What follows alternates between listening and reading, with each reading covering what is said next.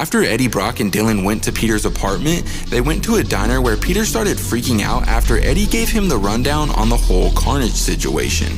But after a bit more chit-chat, Peter asked Dylan if he was hungry, and Dylan responded with an attitude, rudely calling Peter a menace. So Eddie told him to go to another table so him and Peter could talk, and once he did, Peter was like, what was that all about? And who even is this kid?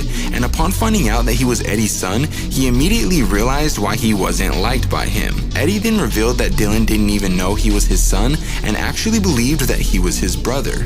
But after that, the news playing on the TV revealed that the authorities had discovered a massive nest that was filled up with a bunch of dead bodies, and each one of the bodies was somebody that once wore a symbiote and had a codex like General Ross. Eddie then started to panic, realizing that Carnage was further along than they thought, and with each codex he collected, he only grew stronger. And to make matters even worse, he believed that Dylan's mom, Annie, was in that pile of bodies. But then suddenly, to provide some comic relief, two thieves walked into the diner to try and rob the place. Could you imagine trying to rob a place and as soon as you walk in, Spider-Man is there? So Peter dealt with them quite easily, and then him and Eddie agreed that they needed to find someone who could build a machine that was capable of extracting codexes from their host without killing them. So Eddie and Dylan went over to an old warehouse to meet the maker, who is basically Reed Richards from another universe that's kind of crazy and also one of the smartest people in the multiverse. And upon meeting him, he revealed that he had already been working on a machine to extract codexes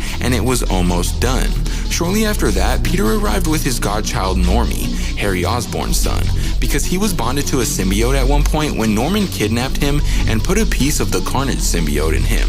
And so for some reason they were gonna test the machine out on Normie to see if it could successfully extract codexes, but Peter was completely against testing something on a child. So the maker recommended that they capture none other than Norman Osborn himself, who was also once bonded to the Carnage symbiote, going by the alias Red Goblin. But it was gonna be tricky to capture him because he happened to be locked up in prison.